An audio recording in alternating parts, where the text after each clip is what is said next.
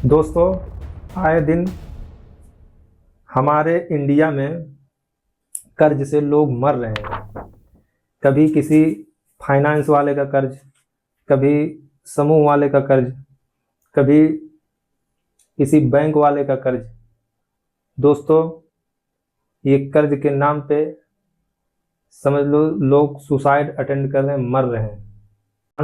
कि इस घर की एक महिला का जान ले लिया है। रिकवरी एजेंट उसके दरवाजे पर आकर के कह रहा है दाह संस्कार बाद में करिएगा, पहले हमको पैसे।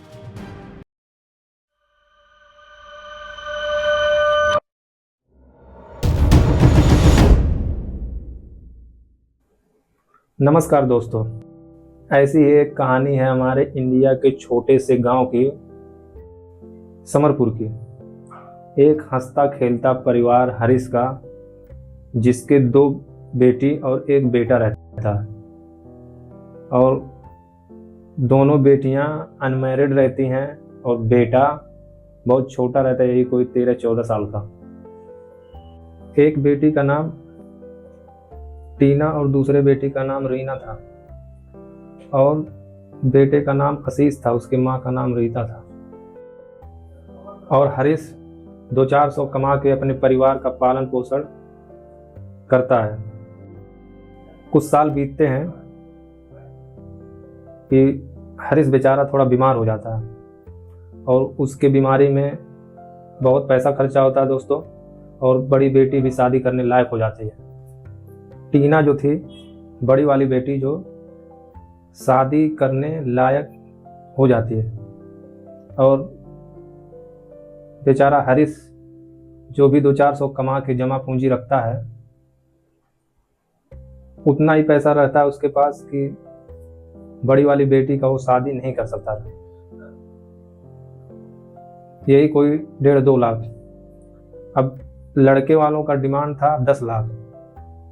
अब बेचारा हरीश 10 लाख कहाँ से लाता? डेली का वो 200-400 कमाता है। एक तो मुश्किल से ये रिश्ता लगा था, और दूसरा वो लोग दहेज में 10 लाख रुपए मांग रहे थे। दोस्तों, हरीश के पास कोई ऑप्शन ही नहीं था कि शादी कहाँ से करें, और ज़रूरी भी था, शादी करना ज़रूरी भी था, और पैसे कम थे, यही कोई 1.5-2 लाख। 1.5-2 लाख रुपए से कुछ होने वाला नहीं था। थोड़ा टेंशन में हो जाता बेचारा हरीश कि इतना पैसा मैं कहाँ से लाऊं, जो दोस्तों उसके पास कोई ऑप्शन ही नहीं था कि इतना पैसा मैं कहाँ से अटेंड करूं। और दोस्तों, थोड़ा टेंशन में रहता हरीश कुमार बेचारा। और बाहर जब जाता है, जैसे लोग गांव के बाहर जाते हैं, गांव के बाहर जाता है तो आपस में कुछ लोग बात करते हुए नजर आते हैं कि समूह वाला आया है, और आधार कार्ड के जरिए वो जितना मर्जी उतना पैसा ले लो। ये है, थोड़ा वो लोग प्रॉपर्टी देखते हैं, या कोई बिजनेस सामने वाला कर रहा है वो देखेंगे। नहीं तो आधार कार्ड लो, पत्नी को साथ में लेके जाओ, 1-2 फोटो लेंगे, उसके बाद तुम्हारा साइन लेंगे, उसके बाद फॉर्म भरो, फॉर्म भर के फिर पैसे कैश में देगा, या तो ऑनलाइन ट्रांजैक्शन करे या बैंक द्वारा भेजे। दोस्तों, मतलब पैसा तुरंत मिल जाता है। बस यही कोई 1-2 घंटे या 4 घंटे बाद पैसा आपके खाते में होगा, नहीं तो कैश रहेगा तो आपके हाथ में होगा। और जब ये बात हरीश अपने कान से सुनता है कि लोग आपस में ये बात कर रहे हैं, तो वो जाके उन लोगों से पूछता है, तो वो लोग बोलते हैं हाँ ये सही है। एक लोन वाला समूह वाले आए हैं, जो हर गांव हर जिले में प्रॉपर्टी देखते हैं, दुकान देखते हैं, नहीं तो कुछ भी मतलब धंधा कर रहा है सामने वाला, या तो कोई चीज़ फेरी वगैरह कर रहा है, उस पे वो लोग पैसा देंगे देख के। तो दोस्तों, ये इसके मन में, हरीश कुमार के मन में बहुत खुशी होती है। ये चुपचाप चला जाता है वहाँ से, घर पे जाके अपनी पत्नी से बोलता है ये बात, तो उसकी पत्नी भी खुश हो जाती है। और सुबह में ये लोग घर से निकल देते वो लोन यानी समूह लेने के लिए। दोस्तों, फोटो और आधार कार्ड साथ में लेके वो लोग जाते हैं, और समूह वाले से मिलेंगे। वो इन लोगों को पैसा दे देता है जितना इन लोगों को चाहिए। वो दोस्तों उन लोगों की गलती ये थी कि वो लोग बताते नहीं हैं कि हर हफ्ते या महीने या 15 दिन पे जमा करना पड़ेगा। ये जब शुरू में आया था ये चीज़, तो लोग किसी को बताते नहीं थे, हर हफ्ते में पहुंच जाते थे कितना चाहिए, और जिसके पास रहता था टाइम से वो दे देता था, जिसके पास नहीं रहता था वो नहीं दे पाता था।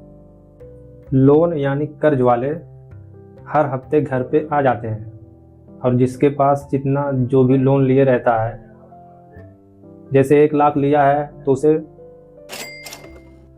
500 या 1000 देना पड़ेगा, 2 लाख है तो 2000 देना पड़ेगा। दोस्तों हर हफ्ते उनको जमा करना है, अगर नहीं जमा हुआ टाइम से तो हर जितने लोगों का समूह रहता है उन लोगों का समूह मिला के उनका 10-10 रुपये एक एक से कट करके वो अपना बरोबर कर लेता था। लेकिन हर टाइम ऐसा नहीं रहता कि सबके पास हमेशा पैसा रहे और वो टाइम से जमा कर दे। और सब कुछ ठीक चल रहा था कि हरीश अपनी बेटी का शादी भी कर देता है और कर्जा हर हफ्ते देते हैं, सब कुछ ठीक चल रहा था कि अचानक ज़्यादा बीमार हो जाता है। दोस्तों काम करते करते हरीश कुमार बेचारा बीमार हो जाता है और ज़्यादा बीमार हो जाता है, और दूसरी बेटी भी शादी करने लायक हो जाती है। आशीष वो तो छोटा था, अभी पढ़ाई कर रहा है।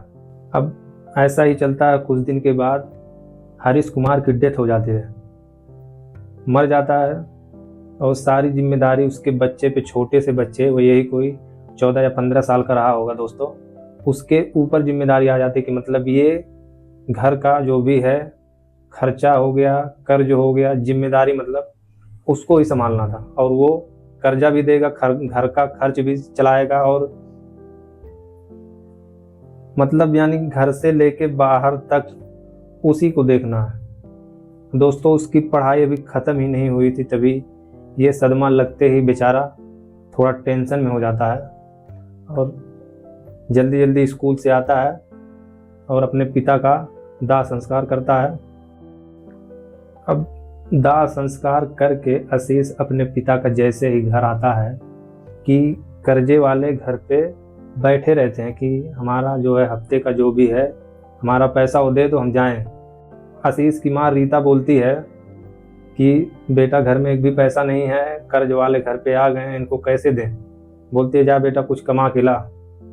आशीष अपने पिता का, जो उनके पिता काम कर रहे थे वही काम आशीष करने जाता है, और वो काम वो कर नहीं पाता अच्छे से, क्योंकि वो उसकी उम्र बहुत कम थी, और वो जो बड़े उम्र के लोग थे वो काम वही लोग कर सकते थे। तो उतना ही करता है जो घर का खर्च बर्च चले, और घर का जो भी खर्चा है वो इसको संभाल सके, उतना ही वो कमा पाता है। और कर्ज वाले हर हफ्ते पहुंच जाते हैं कर्जा लेने, जो भी उनका है 1500 वो हर हफ्ते लेके जाते हैं। कुछ टाइम बीतता है, आशीष की माँ बीमार पड़ जाती है, और ये बीमारी इतनी बड़ी रहती है कि ये बीमारी कैंसर का रूप ले लेती है। जब दोस्तों आशीष अपनी माँ को लेके हॉस्पिटल जाता है तो डॉक्टर चेकअप करता है, आशीष उससे पूछता है मेरी माँ को क्या हुआ डॉक्टर। तो डॉक्टर बोलता है कि तुम्हारी माँ को कैंसर हो गया है, और जिसमें 15 लाख रुपए लगेगा ऑपरेशन का, तब जाके सही होगा। तो उसके कुछ समझ में नहीं आता है, और वो अपनी माँ को वहाँ से लिवा के घर पे आ जाता साथ में लेके। और कर्ज वाले हर हफ्ते आते रहते, जो भी उसके घर में राशन था या खाने वाला चीज़ था उसकी माँ सब बेच के दे देती है, और यह खेत था वो भी गिरवी रख के भरा करती थी। आशीष जो भी कमाता था उससे घर का खर्च वर्च चलता था, और उसकी माँ धीरे धीरे बहुत ज़्यादा बीमार हो गई, और छोटी वाली जो लड़की थी वो भी शादी करने लायक हो गई, और शादी करने के लिए पैसा नहीं था, और जिसके वजह से सब देख के आशीष थोड़ा डिप्रेशन में हो जाता है। वो काम करने का उसका मन नहीं लगता है, इधर उधर बैठा रहेगा, नहीं तो घर में बैठा रहता है, सो के लेट उठता है, और उसकी माँ जगाती है तो भी वो नहीं उठता है। दोस्तों कुछ दिन ऐसा चलता है, उसकी माँ हरीश की पत्नी लाती है जहर, जो खा के पूरा परिवार सुसाइड कर लेता है और इससे एक हंसता खेलता परिवार बर्बाद हो जाता है। समूह लोन दोस्तों इतना खतरनाक चीज़ है कि अगर नहीं भर पाए वो लोग, कहीं भी जाओ किसी भी काम में, किसी का डेथ हो जाए तो भी उनको पैसा चाहिए।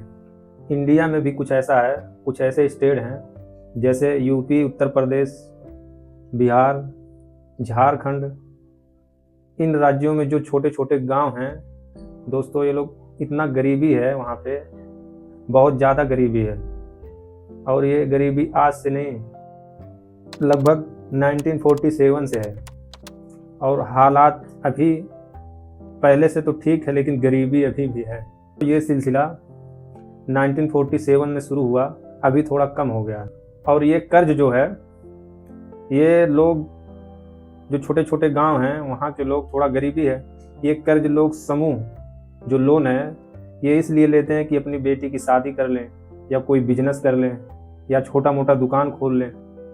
दोस्तों ये कर्ज इसी के लिए लिया जाता है और चुकाना भी पड़ता है। आपका धंधा हो रहा है कि नहीं हो रहा है, बिजनेस चल रहा है कि नहीं चल रहा है, दुकान चल रहा है कि नहीं चल रहा है, कुछ चले या ना चले, आपको हर हफ्ते या 15 दिन में ये समूह लोन जो पैसा है, जो उस पर हर हफ्ते ब्याज लेता है, वो ले जाके आपको देना पड़ेगा।